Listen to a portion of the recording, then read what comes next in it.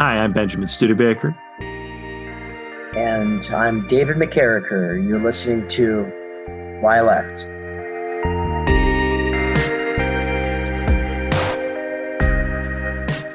So today on Why Left, we've got Daniel Garner with us again. I love it when we have Daniel with us. He's so much fun. He brings fabulous energy.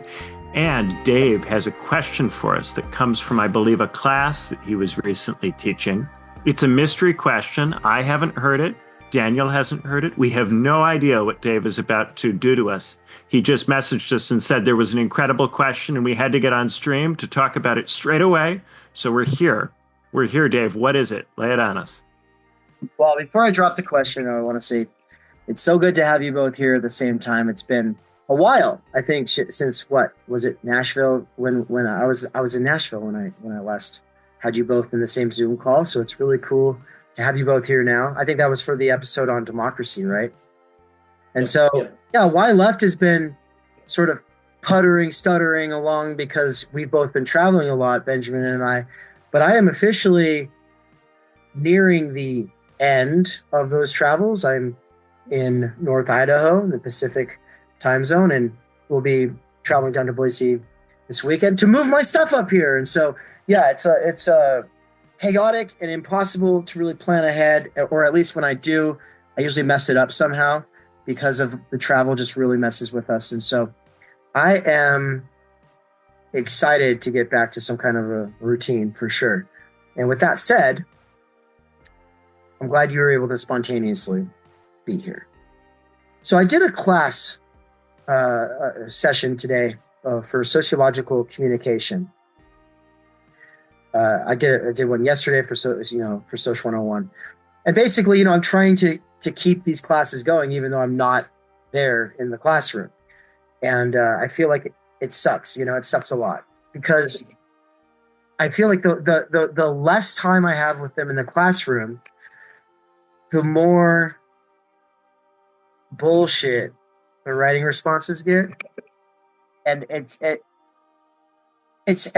because I'm not there, like able to in the real space, like actually interface with them, and it just all becomes very remote, and so it's easier to kind of forget about stuff, and then they're doing stuff last minute, and then they kind of just do what they have to do to get their grade. But the issue with that is that the writing becomes indistinguishable from AI, and so there's a sort of backlog of stuff that I keep trying to grade, but when I'm trying to grade it, I'm just sitting here like I don't know how to break it to them if they actually sound like AI, because the chances are they're not using AI, or if they are, they're using it as an editor and an assistant, and so they're not trying to sound like AI. But I guess I'm interested in the general topic of trying to not sound like AI, because that's kind of what the question was about. So the question was prompted by this little moralizing thing I did at the beginning of my lecture. And, I mean moralizing not in like the bad sense, but like I'm trying to awaken their moral sense of not like, oh, hey, you shouldn't use AI, but rather that you have higher capacities kind of sensibility. Like you can do amazing things, even if you don't know that you can do amazing things. I know you can do amazing things. And what I'm seeing is so hard for me to grade because it's so dispiriting to read when it does sound like AI, and I'm not sure if it's AI. And that leaves me wondering, well, is this just a person who really doesn't care and they're hoping that they can just pass by, and I shouldn't waste my time giving them thorough responses because they're just using AI? Or in the much, much darker case, they're actually trying, but it sounds like AI. And so I did a little bit of like why that might be the case. I said, you spent your whole life going through a schooling system that taught you how to write like a textbook instead of like a person, right? That could be a factor, right? And so I played with various possibilities, and then I really kind of went into structural stultification, genocide of voice, all those kinds of things I like to get into. Well, a student stayed afterwards, and after all the other students had asked questions about other things. The recording was off, and he says, all right, well, I've got a question. I was looking back at some of my writing while you were lecturing because I was thinking, well, what if that's me? What if my genuine writing attempts actually sound like AI? He said he started to get a little embarrassed and think, oh yeah, this does sound like a textbook. And so then he was like, okay, I looked at some writing from 2 to 3 years ago when I was in high school. And Dave, it was exactly the same. So I think that they are training me to write like a textbook. How, in a world that is becoming taken over, that is being taken over by AI, how can I learn to write in a way that won't come off like I'm using AI? And that's the question for you guys. I was like, oh man, that's a heavy question. That is a cool All right. question. Studebaker, do you want to go first? And I did want to say, it's great to see you too as well. I always enjoy speaking with you. And like I was telling you, I've got the Zoom background of kitchen. It's really three-dimensional now. Can you tell that it's like not AI, that it's AI or different things? So, they're really working on it. But it's wonderful to be here. But Mr. Studebaker, would you like to go first? I think that's a wonderful question. Yeah. So there are two different tracks that come to me in terms of how to answer it. So one is motivational, and the other is certain substantive things that a person could do in an academic setting. So, in terms of the substantive things a person could do, because I think this is the less interesting point, these AIs can't read a lot of material still that is paywalled or is proprietary. They can't read a lot of academic journal articles, a lot of stuff from that you might be able to find on, say, Google Scholar. They won't have read. They'll only have read abstracts, only stuff that's publicly available. So if you do in-depth discussion of texts and you use your university library and you do actual real research, and if you as the teacher assign stuff that would require them to do that, then it won't be possible, at least at this stage with the way the rules currently are, for the AI to give them very good or very useful stuff. And if they try, the AI will just extrapolate on the basis of the abstract and kind of bullshit. Yeah. And there will be a gap between that and the level of detail and rigor that they're able to apply. So that would be the immediate, right now, something you could do. Now, of course, in principle, they could open all of that stuff up, let the AI read all of it, and then it would become harder to do even that. And this is where the motivation comes in. The purpose of the AI is to sound like a person. It's probabilistic. So it gives the answer that is the probable answer a person would give on the basis of the training data, what it is that the AI has been able to read. So if you are giving an answer and your goal is to sound like a reasonable student who is doing what a normal kind of student would do, then you're going to sound like AI. If you're trying to write something passable, something that will get a decent grade, if your goal is to produce something that seems like what someone in your shoes ought to say, then you're going to produce something that sounds like AI. If you have some other kind of weird human motivation to maybe actually answer the question, even if that causes you to be weird, and you have a willingness to get weird with your answer, then you won't sound so much like AI. The problem is that students are scared that if they do something like that, because they are not giving an answer which is probabilistically the kind of answer that they would expect a student would get a good grade for giving, that they'll get a bad grade for doing that. So one of the things you have to do is make it clear to them that they will not be punished for doing weird things or for experimenting.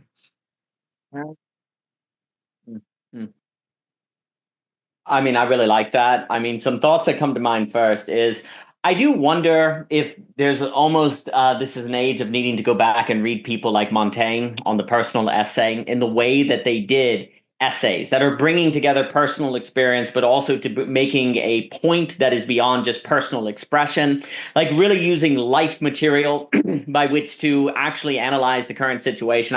I think about a return to the personal essay in that kind of Montaigne way. I think Montaigne is an example of someone very, very important. I think also I like what Studebaker is saying. If you go in with probabilistic reasoning, in determining what you're going to write, then you are literally using the mode by which a ChatGPT determines what the output is going to be. So you should not be asking the question, what ought I to write?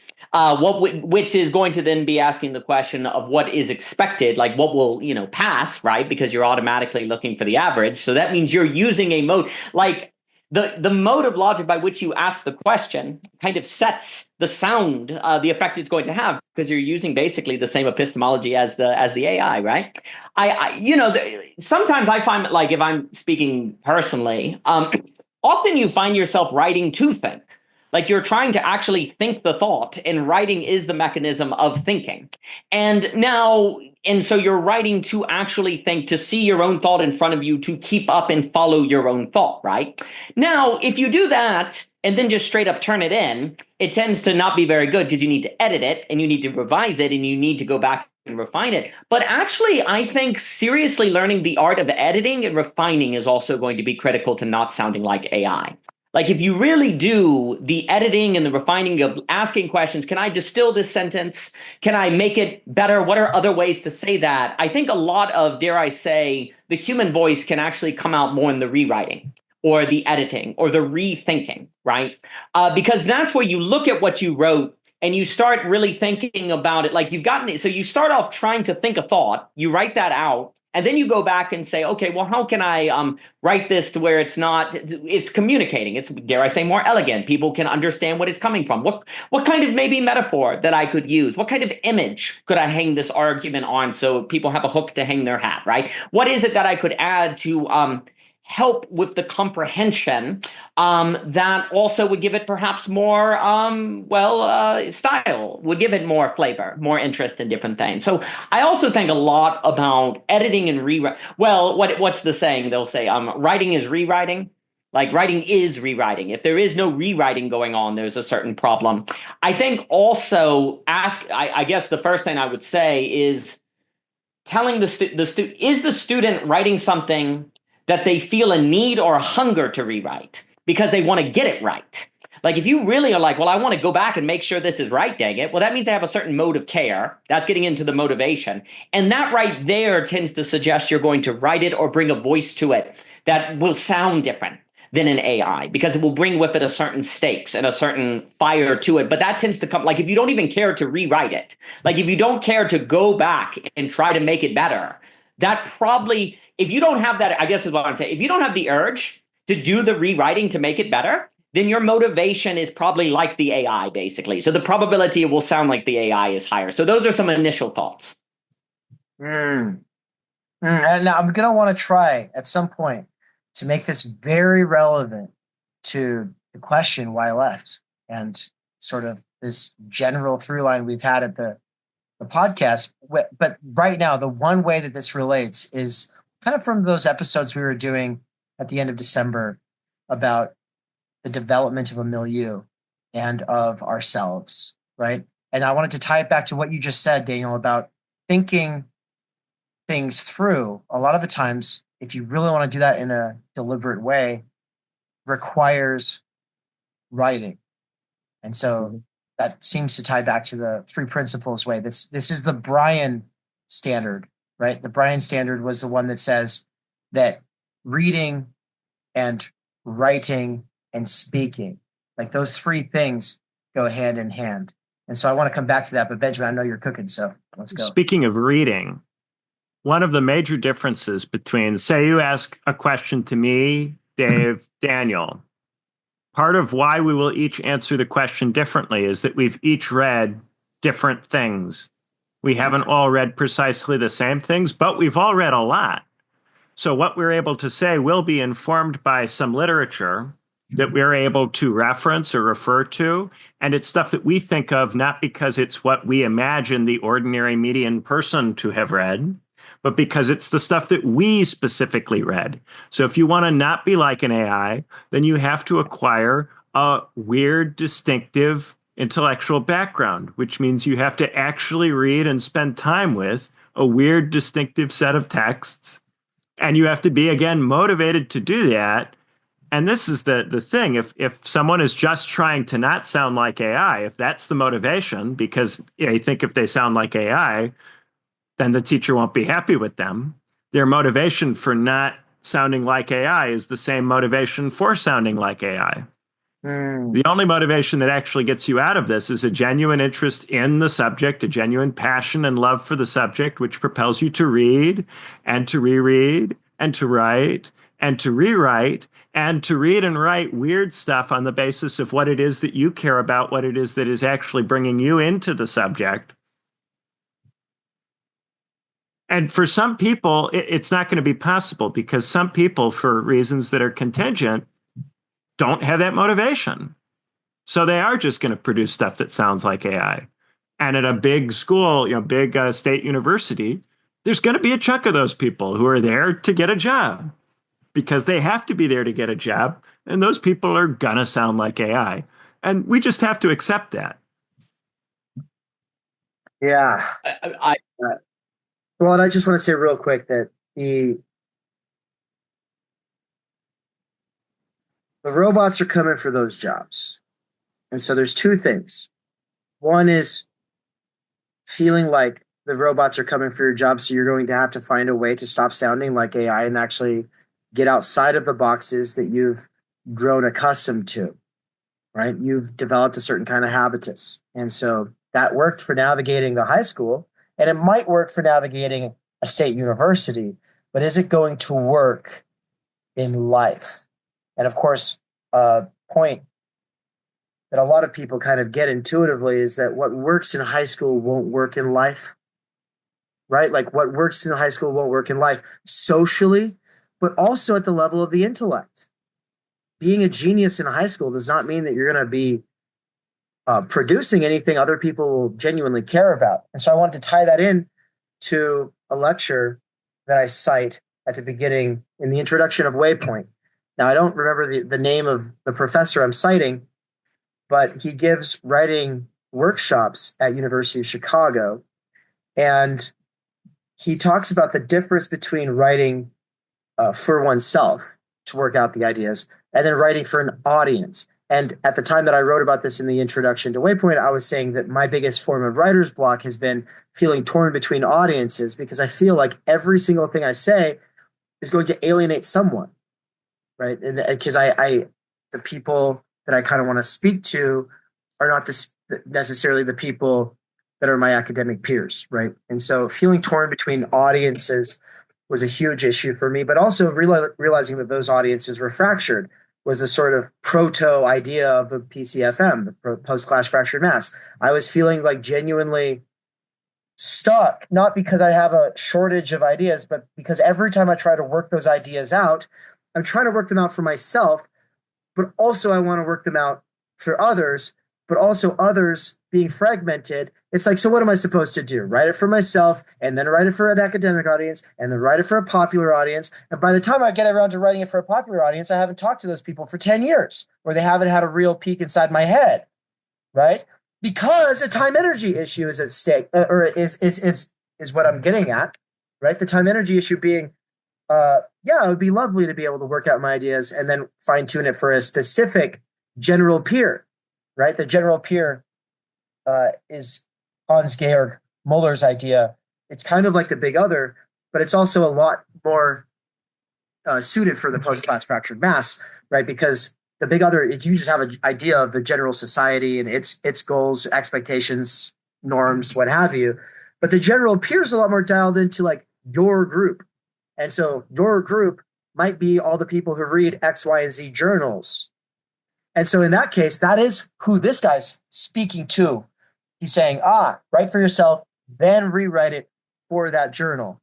And part of what he leads off with is, by the time you've gotten to my workshop in grad school, you have spent your whole life writing for people who are paid to read you. Teachers are definitionally people who are paid to read you.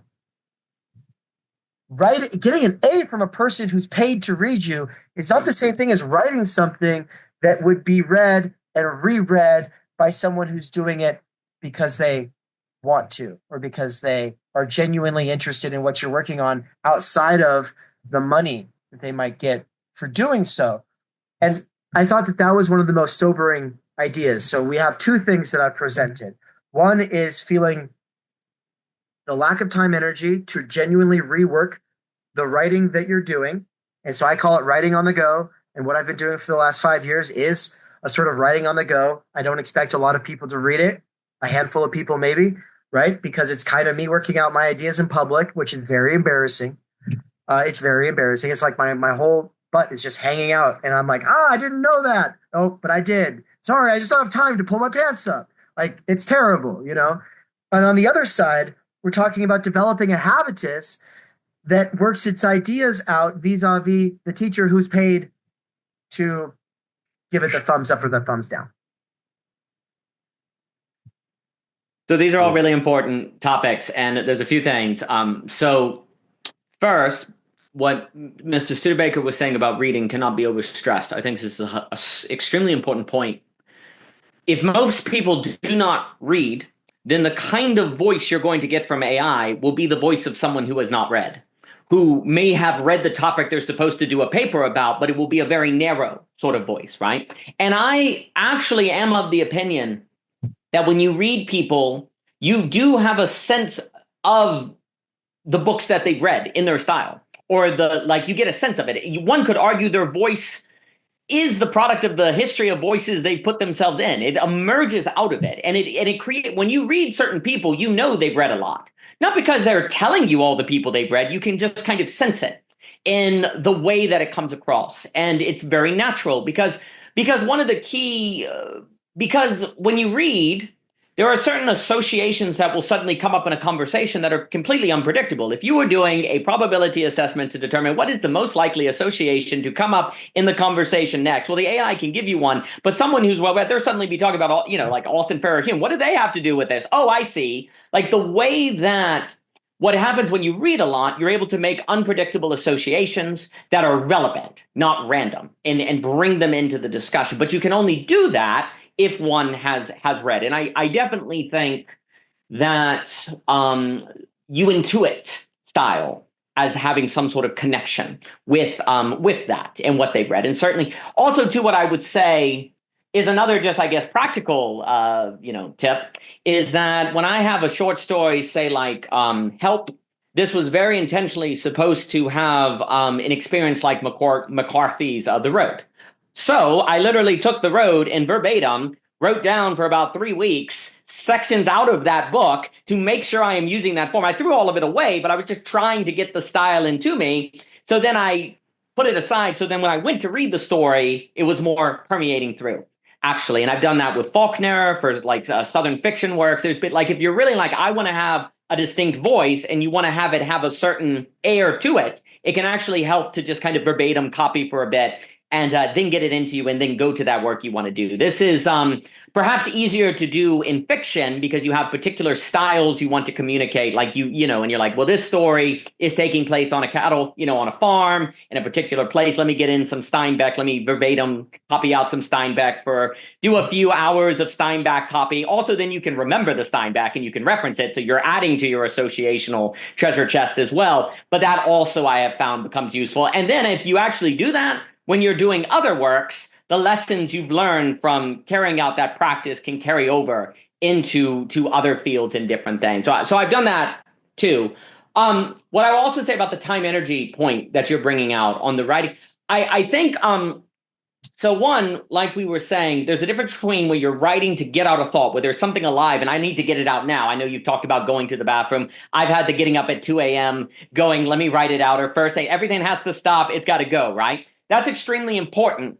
I actually think what there is also kind of doing is that thought, if there was not the time for the rewriting, it actually moves into these online conversations where you're actually continuing to kind of hash it out, where there's a certain interplay now using this technology with the writing process where you're trying to continue. It's like, okay, I didn't have time to do any more with that, but what that alit within me and what I thought you're actually bringing into discussions. And then one day you'll have another time where you have to run to the bathroom or get up at 2 a.m. and write something. And that actually becomes a continuation of that previous work. And it eventually crystallizes into that piece that is the summation of all that process. But I think we're actually seeing a way of the continuation of the thought across mediums now and across different forms. And I think also in the same way that reading books really adds to the trope, so having conversations like this do that as well, because you pull from those conversations. So if you don't want to sound like AI is probably not having conversations like we are,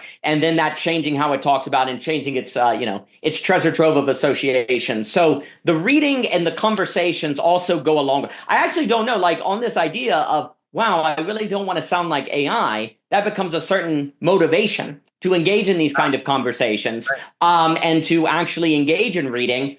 But then I guess if I were to make a gesture of where this might be relevant to political discourse and different things, if you don't want to just sound like the talking points on TV or just sound like what all the liberals are saying or conservatives are saying, if you don't want to do that, it's kind of the same. You need to be reading the books. You need to be bringing, like crystallizing a unique internal space and having conversations so you can pull from different things versus the cliches that you've heard. I think there's a similar praxis. In my point. Really quick, just a quick aside. The thing that you said about this awakening, almost like their intellectual conscience or the desire to not sound scripted is a genuine desire. And I meant to say that earlier when I was saying, well, you might want to just stay out ahead of the robots, and that's a reason to care. But I meant to say the other reason is because you might start to feel a little ashamed or awkward or kind of self-conscious about, like, wait a minute. So wait, is that avoidable? Like I sound like ChatGPT? I felt really good about that. But if that's like ChatGPT, but other people are still writing and they're not sounding like ChatGPT, then what's going on? And I do have the one piece of advice that I gave that student that I'll want to come back to. Seems related to some of this, but first, no, Benjamin. Yeah, in my blog boy era, where I was blogging all the time, writing hundreds of blog posts a year, in the early to mid tens. Yeah, the major thing was don't make the perfect the enemy of the good.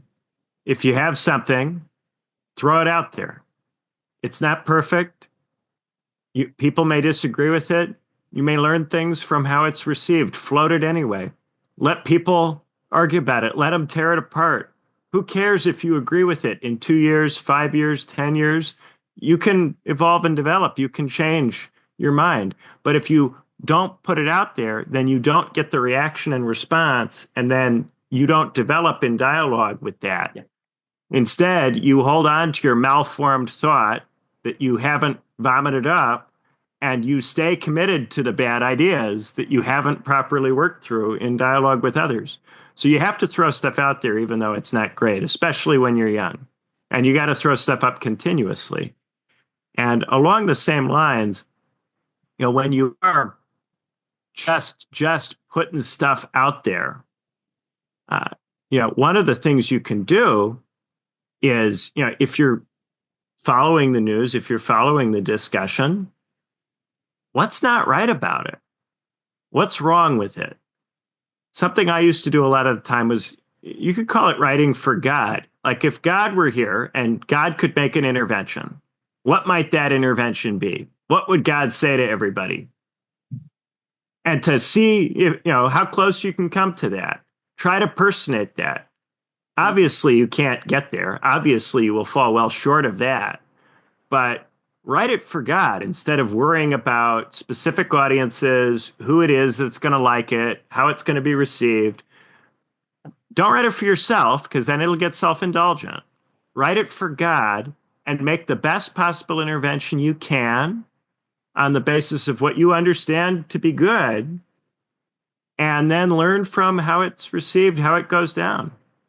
And then next time, make a little bit of a better intervention based on what you learned, and keep going. Because most of the time when you intervene, it's not going to have necessarily the effect that you want it to have. It's not going to hit the way you want it to hit, but you learn something from each one you do. It's like being somebody who makes suits. Each suit you make is going to be flawed. It's going to be imperfect. It's not going to turn out precisely the way that you want. But the only way you can become great at making suits is to make lots of terrible suits with all sorts of flaws, and to just keep making them anyway. And each person who comes in is shaped a little different, needs a little bit of a different thing. So every time you do it, you can't make the same thing. You have to make something a bit different that suits the situation, suits the thing you want to talk about, the particular discussion, the particular moment. Nevertheless, give it your best shot. And over time, by making many, many, many different things for many, many, many different moments and situations, you become alive to situations themselves, moments themselves.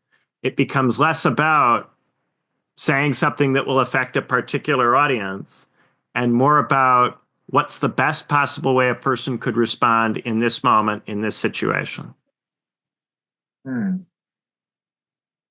Yeah, that ties in really well, actually, to the thing I was thinking about with the writing with the sound of the focus group versus writing for the voice or face of the actual concrete other. But now we're talking about God, and that's really interesting. And I was going to say, like, I think the problem that I wanted to pose on my own model there of writing for a concrete other as opposed to a focus group is similar to maybe even to the writing for God, which is your conception of God and or relation to God is only going to be as good as it is, right? And so it's something that can be developed through working through contradictions, right? So you would work through, Kierkegaard and Aquinas, right? You don't just read a Catholic, specifically one, or you don't just read a Protestant, specifically one.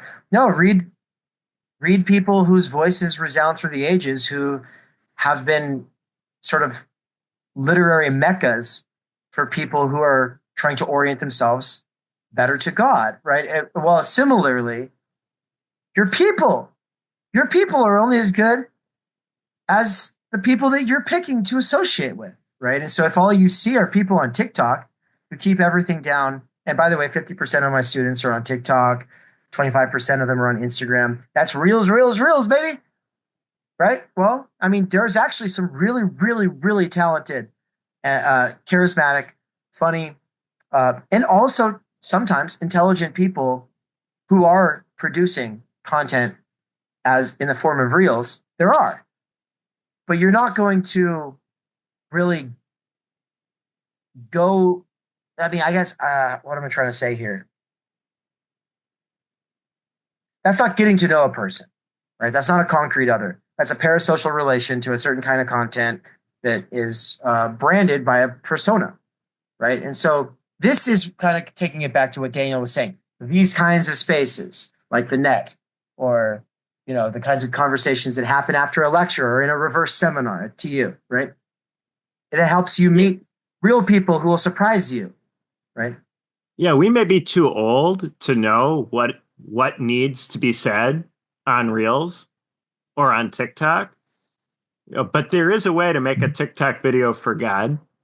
And somebody who's younger, who knows a lot about what's going on TikTok or on Reels, who has been immersed in the trends and who has read and has thought about a lot of stuff, could try to make an intervention that would be appropriate, that would be based on what's really needed there.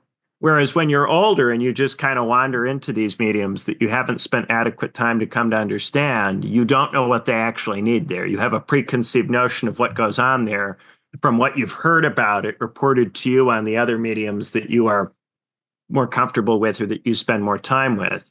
And that's why millennials can't simply get on TikTok and do it. But there's somebody out there who is young and who wants to do something good, who has spent a lot of time on TikTok, but also reads and also thinks. And that person could make a TikTok that nobody else would make. And it's not likely to be the most popular TikTok, but if you keep at it for a long time, eventually one of them might be popular. Not because you tried to make it popular, but because you tried to make it better. And eventually you actually did make something good. That's how it went for me with blogging. The first several hundred blog posts I wrote were read by very, very small numbers of people. But I kept writing blog posts anyway. And I didn't pay any attention to how many people I got. And I didn't rationalize what I was doing on that basis. And then, one of these days I wrote a blog post that got read by 1 million people. But that wasn't because I was trying to get 1 million people to read me. That was because I was trying to write good stuff. And eventually one of them happened to catch.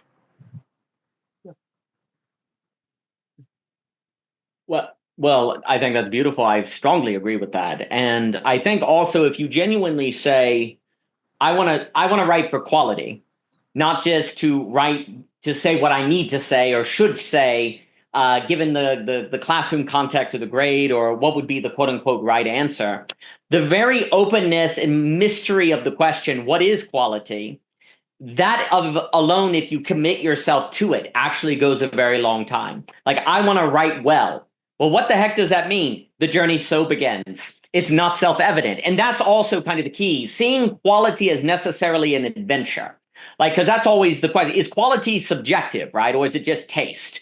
Well, you get in trouble if you think, but if you understand quality must be a kind of adventure, a sort of exploring, a sort of, I actually don't know what that means, but I'm committed to the process of finding out. Oh, and since I don't know what that means, I also don't know where I need to go to learn that. So I guess I'll just have to read everything and talk to anyone, right? There's a certain transformation of your relationship to everything around you. Everything could contain clues to the mystery of what exactly it means to write with quality, right? And also true, for me, the commitment to quality, it automatically means you don't have it. So there's a certain humbling that then makes you, say, well, I'm stupid.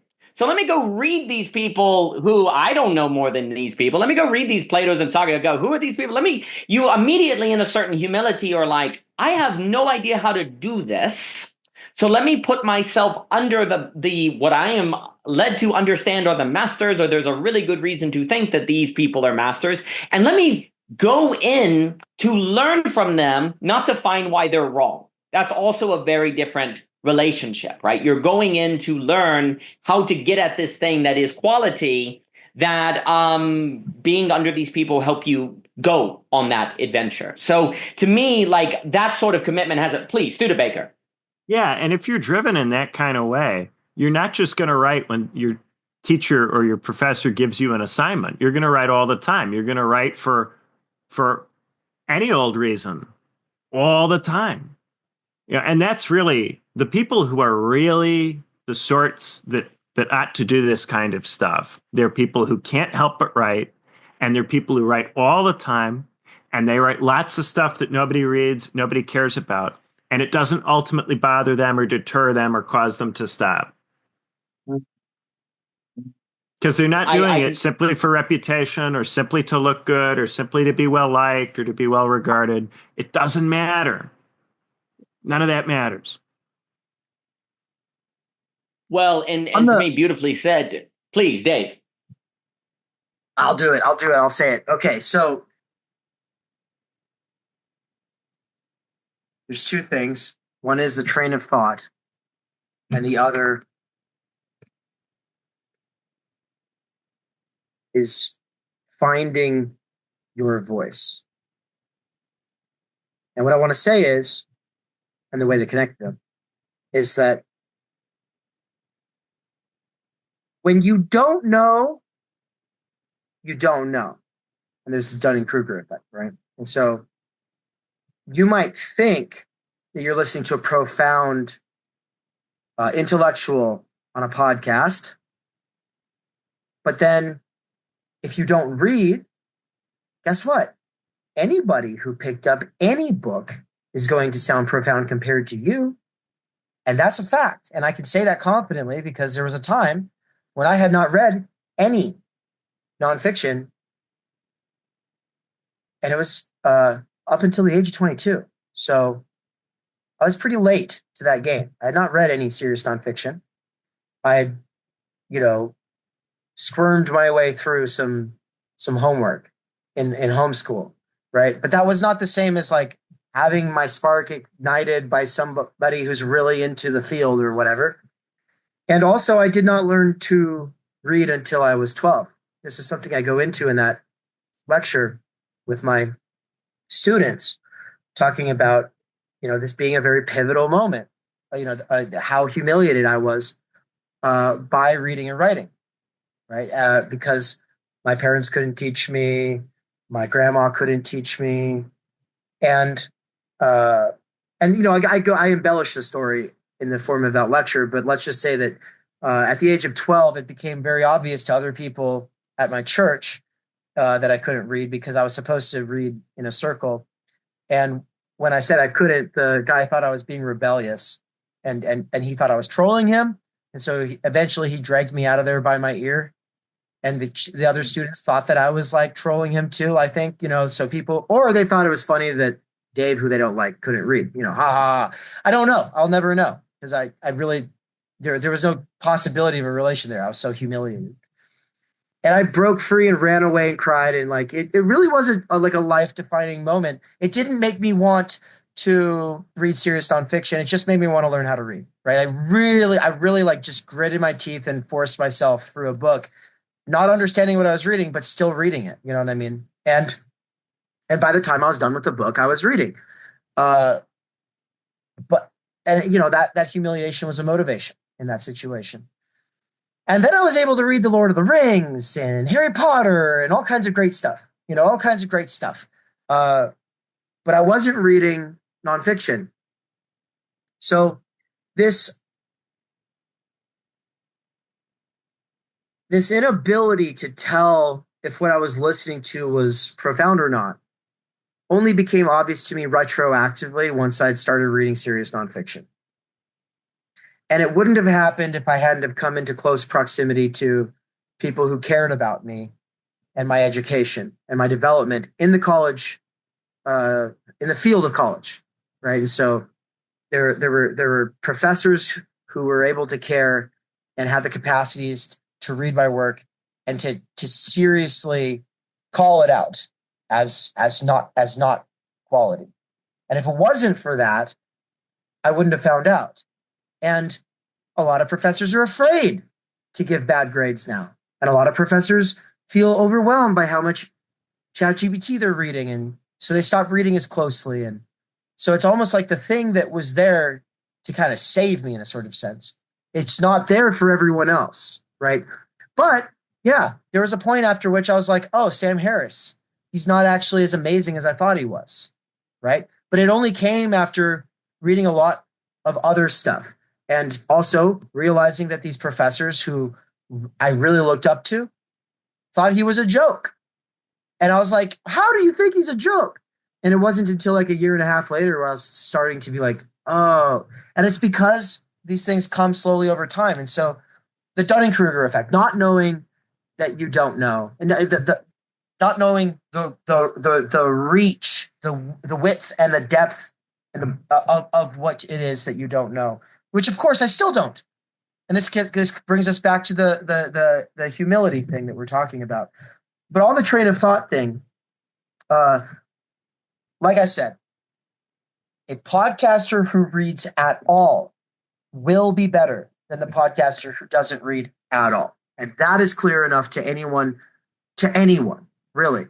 Joe Rogan reads, guys. Joe Rogan reads. And I knew that he read because he would reference certain books, and then I would go listen to those books, and I was like, oh yeah, he's totally on the wavelength of this book. It's just like this kind of Oprah's kind of book club kind of bestseller books. That's what Joe reads. But what I wanted to bring it back to is TikTok and blogs and the medium. And I just wanted to say, to be able to follow a train of thought and multiple threads in that train of thought, and to be able to hold on to them, and to get excited about saying something and then still be holding on to and following, and then figure out when to make the intervention, makes for a good podcaster. It makes for a good podcaster. It makes for a good lecturer. And the train of thought is the essence of the book. Books are all about weaving trains of thought, whereas TikToks are not. The form of the medium itself, excludes a long train of thought. And it shortens the attention span. And as Samuel Longcar says, the attention span is the measure of consciousness. Your consciousness, its measure, is the attention span. If that's embarrassing, get after it, right? It is meant to be like whoa, okay. I better get after it then. And listening to audiobooks is a great way to do that because podcasters bounce all around and they don't always tie the threads up all nice, but audiobooks, those are long term, those are threads, and they can go on for quite a while, and they can be weaving, and you can be following it. And so what I finally want to say to kind of close out this is that not the episode, but what I'm saying to close it off is to say that train of thought and actually following it, and that being the measure of one's consciousness. It should give you something to aspire towards, not just feel ashamed about. But at the same time, yeah, it also can really be embarrassing. And so when I think back to myself, my pre-literate self, it is embarrassing, right? But Frederick Douglass was the slave who taught himself how to read, because he would steal candy bars from his masters, and then he would trade them with the little white boys when he was running errands across the city. And he would trade it with them, asking them, what does this word mean? And what does that letter stand for? And then he would use a stick in the mud to draw what he had learned, and he just kept grinding after it, right? Sherman Alexie at the Spokane Indian Reservation, which is only 45 minutes from me. He's one of the best authors in the world. And I read his essay about how he taught himself to read when I was in this English 101 class during this semester, that I was first kind of coming into an awareness of how little I really knew. And Sherman Alexie and Frederick Douglass, or even John McWhorter, these are all people who are minorities, right? Who got called white because they were trying to read. But in reality, they were trying to better their circumstances, and not just in terms of economics. They realized somewhere, some way, somehow, that the other has something that they don't, and that they actually need it to be able to develop themselves to not be scripted, and now I would say replaceable by robots. Because I guarantee you, Frederick Douglass, John McWhorter, and Sherman Alexie are not replaceable by robots. Even if AI can read everything they've ever written, they could have a new experience tomorrow and write something that the AI could have never written, and people will know because they'll feel it in their heart. And so the response to the genocide of voice is still literacy matters, everybody. And reading is still where the human is at. It really is still where it's at. And that's why I always bring it back to Frederick Douglass, is because he says, freedom doesn't start in politics. Freedom starts with literacy. Powerful stuff, Dave. Powerful stuff.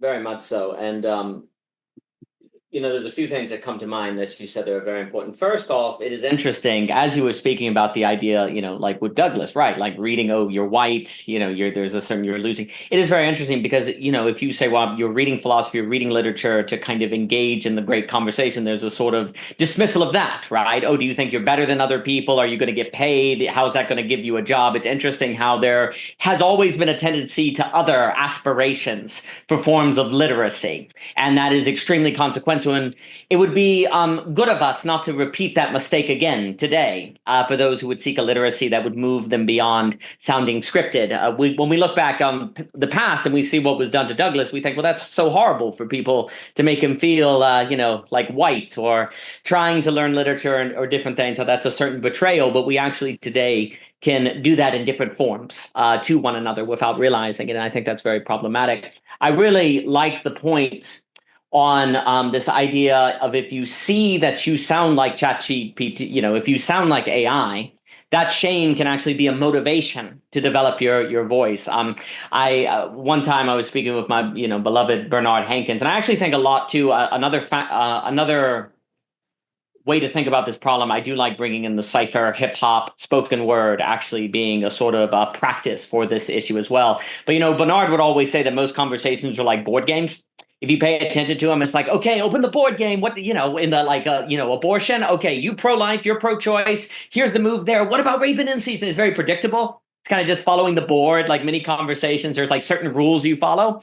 And how this is often going on. And in The Map is Indestructible, we talk about how there's language, conversations have a tendency to form scripts. It's the piece is called scripted, or board games or different things. A blessing in a way of AI is that it's actually making this tendency of human beings visible to us. We're being forced to see it.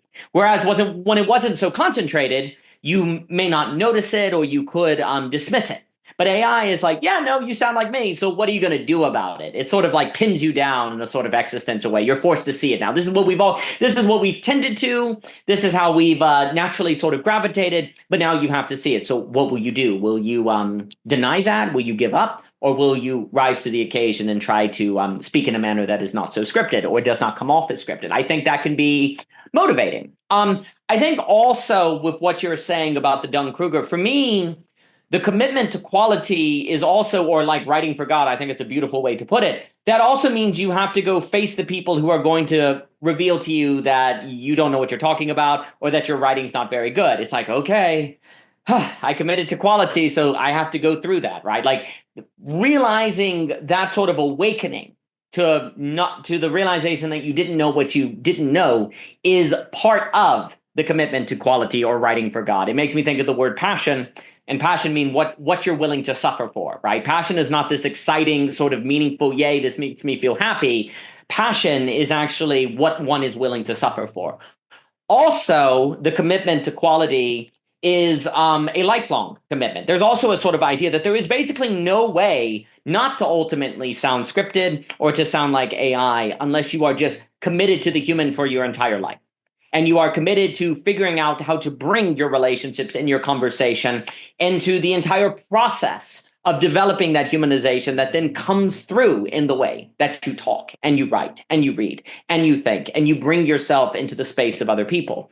I think also, too, if you see it that way, as it being a certain lifelong process, which isn't that wonderful because now you're not going to be bored, right? Now you also will have something to continue to commit yourself to motivate you. And you've Mr. Studebaker and I were speaking about this earlier. You are now complexifying your motivations. You're not simply motivated by something external or quantifiable or something that motivates other people. Like that commitment to quality or writing for God means you've given yourself a certain motivation that expands the possibilities of where your life could go that without that motivation it could not have. So you've basically complexified your fundamental ecosphere. You've complexified your fundamental motivations in a way, and who knows where you may end up with that commitment. But you certainly can have lines of flight, to use that Deleuzian phrase, that one would not have otherwise, that then also makes you have a certain refined, crystallized internal space that then can offer things to other people that otherwise could not be offered to them, right? And I think also, to me, on that question of audience, and then I'll pass it, is like, am I writing for other people? Am I writing for myself? Who am I writing for?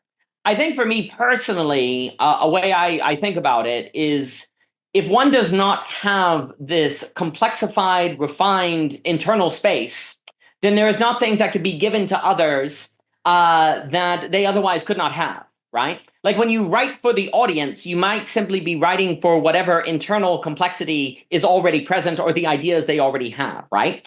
If indeed I'm going to have something that perhaps can be brought to others that may make them think thoughts they've never had before, or that may shine with a different kind of motivation, or may open up new possibilities of literacy, that is only going to be possible by actually reading many things and writing to figure out your own thoughts that then gives you that different internal space that you can bring out, right? The reason why the hip hop artists off the dome in the cipher is able to bring verse you've never heard of before or could never imagine is because they filled themselves with all of this material and they've done all that practice. And that's why they're able to bring a gift, right? Like in a way, I guess I think about, like asking the question, what audience am I writing for? Is a little bit, can be different than asking the question, what am I doing to have a gift for an audience? To have gifts for people, per se. To have something that is actually giving something to them, right? And that to me starts getting at the middle, I suppose, or between this idea of writing for yourself and writing for an audience. In fact, if we think about this in the right way as a certain commitment to quality or writing for God, those things come together because of the way your internal space changes to be able to birth something and create something that otherwise would not be possible. Yeah, you are what you repeatedly do. And if you do what everybody else does, then you're not going to have anything to say that everybody else doesn't already say. At some point, you have to do something different from other people to become something different from other people so that you have something to say to other people. If you play all the same games everybody else plays, then you'll just say all the same things everybody else says. And then there won't be any point to your saying anything. And for most people, there isn't any point to their saying anything because they have played all the same games and they sound just like everybody else as a result. I wanted to throw in a quick little clarifying question for you, Benjamin, on writing for God. And basically, I know that you use the most lofty abstractions in an apophatic way. But I think a lot of people listening to this content have no idea what that means, and they don't know that about you. And I I know that you've in the lectures and seminars recently at TU, because I've been really grinding on your content while I've been uh, working out here on the farm. Uh, well, I guess it's forcing a bunch of realizations for me. A lot of it's like stuff that I've sort of thought about before. You know, a lot of it kind of relates to how I think about the PCFM. A lot of it, blah blah blah blah blah. There's a way of speaking to other people that doesn't um, needlessly alienate them. And then there's also a way of speaking with people where you adopt some of their styles of speaking, but then we're not talking of styles. It's not just code switching. You're actually incorporating into your own process of the conversation with them. You're bringing in their lofty abstractions, and I think that's a diplomatic thing. I think it's a thing that people who want to work across intractable disagreements will learn to do. I think it is a very political thing, but not in a negative sense, not in an opportunistic sense, but in a very like, no, that we cannot make progress together as human beings if we can't work with one another and have respect for one another's terms. But I guess that's kind of me just sharing a little bit of how I understand what it means to use an abstraction in this apophatic way. But maybe you would want to say something more on that, because I know, yeah, probably 30% of the people are going, what?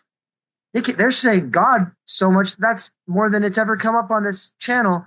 And I want to say that at least 5% of the people just clicked off the video. And I'm happy to see those people go. Bye. But for the people who are just kind of curious where you're coming from when you're doing this, yeah, I wanted you to, what does it mean to write for God, and how are you using this term?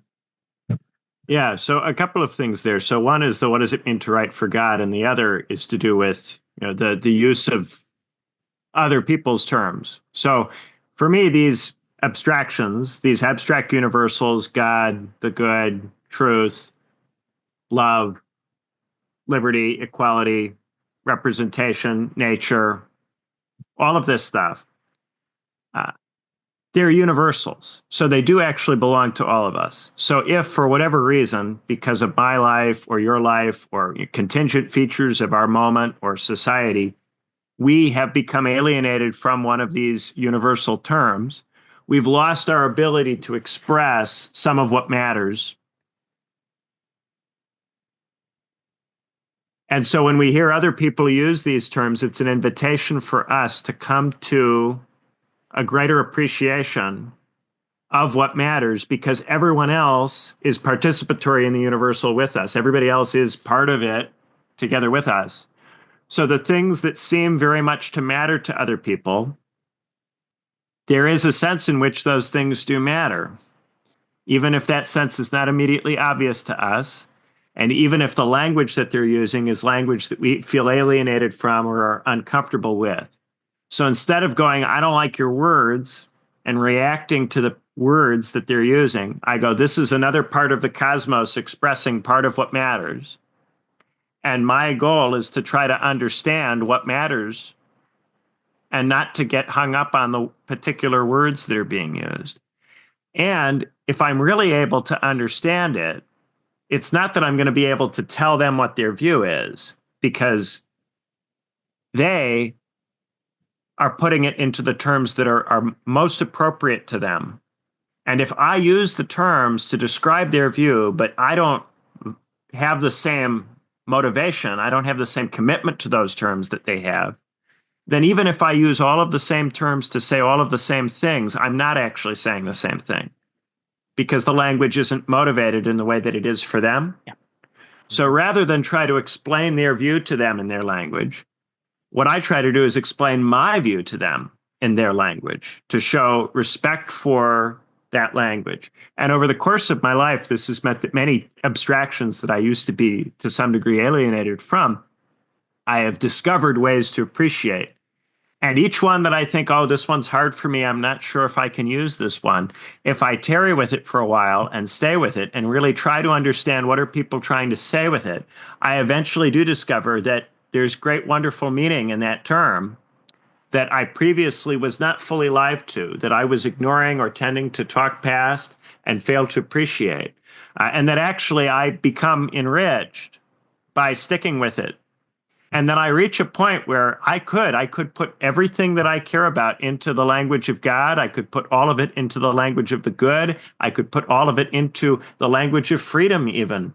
Yeah, there's a lot of different words that I could use to get at what matters. And so I don't have to feel like if I use one of these words that I have betrayed anything. Because ultimately, if you treat them in a sufficiently open way, what you come to realize is that they are all interrelated to each other. They just slightly connote different things. And the moment you start to try to specify how what they connote is different, you're putting them into use and operationalizing them and making them cataphatic. So when you take them up and make them apophatic and open them up and see what they can mean, what you discover is that they all lead into each other. It's only in the usages, in the attempts to convey specific things in specific moments for specific people that they come to seem to have these deeply contradictory and fixed and definitions and different meanings. But we don't have to stay in those. Even if we might have a reason to deploy those in any given situation, we don't have to remain married to those, and we certainly don't need to let those things estrange us from other possible uses or other possible terms, abstractions, universals that are available to us, or at the very least to other people and to other people in different situations, different times, different moments. So when I say writing for God, I mean writing for an abstract universal that is bigger than myself, that I can't fully communicate, can't fully live up to, that no one else can fully communicate or fully live up to. So in any situation where you're observing the discourse, there's been some public discussion about some issue, no matter how hard everybody tries, nobody has produced the perspective from the point of view of God. No one has produced a fully good, perfect view, perfect take, which encapsulates everything that matters and puts all of it into conversation and works through all of the challenges. Nobody has done it or can do it. But what you can notice is what's insufficient, what's not there, what's missing, what have they not managed to get at? And you can try to at least get across some part of that. And in trying to get across some part of what is not present, you move the discussion a little bit in the direction of better, just a little bit. And you have to be content with the fact that your attempt will be small and insufficient, and it won't get all the way there either. And there will be someone else who could come along and look at what you said in combination with everything that was said before and go, this isn't perfect either, and make their own intervention on the basis of that. And you will just be one of the names that gets listed among, the anti-canon of people who didn't have a good enough view, people who missed certain things, people who were too focused on some stuff at the expense of other stuff. And this is how almost every academic book begins. Oh, yes, lots of other people have talked about this, but there's something they've all missed. There's something they don't get. There's something that's not quite appropriate about what they said for now. Now things are a little different, and the situation calls for something else that wasn't there. And that's why I've written this book. And yes, you can get cynical about that and go, well, don't you have to do that to sell the book? Don't you have to do that to get the academic press to buy it? And sure, there's an element of truth to all of that.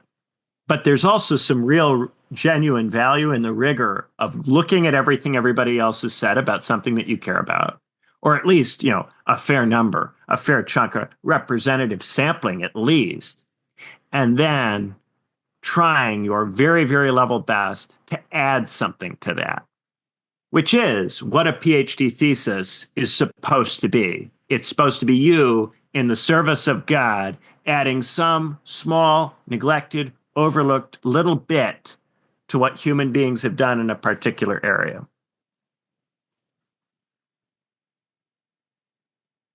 Clapping.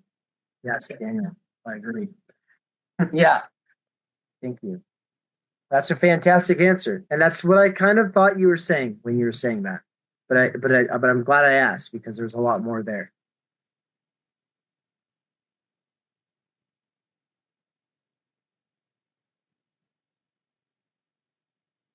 Good. That's a great place to close out. So if you don't want to get replaced by robots, or if you'd like to save your soul, if you'd like to learn how to really contribute something, well, read, and read widely, read deeply, but also, this would be my last thing. Don't be afraid to put a book aside if it's not really speaking to you.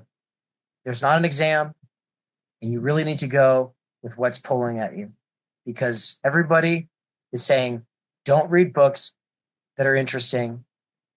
The only thing that you can do that is interesting is entertainment.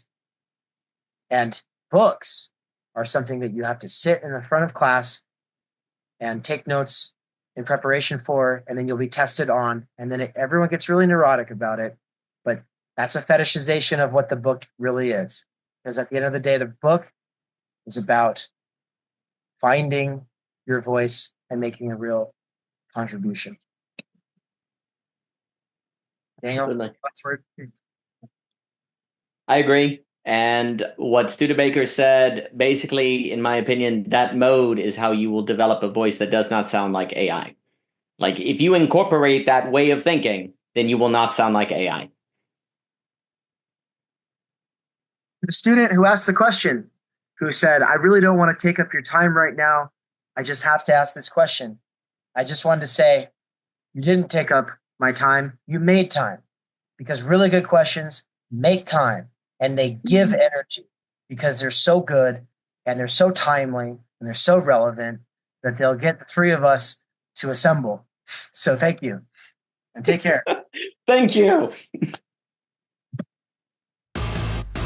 We cannot do direct revolution, but the only way to lay the foundation for it is to do what you are doing to move the underground. It's a theoretically correct title. Theory Underground exists to cultivate the conditions necessary for a working-class intellectual renaissance that goes beyond old political categories or other identitarian niches. At TU, autodidact workers with earbuds and professionals who see no future in existing institutions or movements are able to challenge their doxa and develop an understanding of the situation we are in. If you subscribe at theoryunderground.com, you'll get access to a package of courses, including my Intro to Fault Line Theory, which includes Intro to Nick Land and Intro to Slavoj Žižek. These courses are being woven with the 3 courses that take place on a month-to-month basis, spread out throughout the year of 2025. Those courses are 12 Core Concepts and the Fundamental Problems with the Situation Today with social theorist David McKerracher, 12 Essential Political Thinkers with political theorist Benjamin Studebaker, and The Philosophy of Nature with philosopher Nina Power. The way these all get woven together at a deeper and more meta level is through the ongoing research seminars led by David McKerracher, Benjamin Studebaker, and Michael Downs, where they engage with one another's work by sharing developments from their own perspectives, theory, and research. If you subscribe at higher levels and support our work, we'll support your development with bespoke teaching. Alone and unaided, we struggle to grasp our situation in its fullness and formulate a meaningful response. By working together and pooling our energies, we can do better. Join us at theoryunderground.com/subscribe. There'll be 2 kinds of people in 10 years. Those who said, I knew all along Theory Underground was going to make this huge difference. Those are the people that are like Nance, who were on the sidelines at one point and then said, nah, I'm going to get in. I'm going to roll up my sleeves.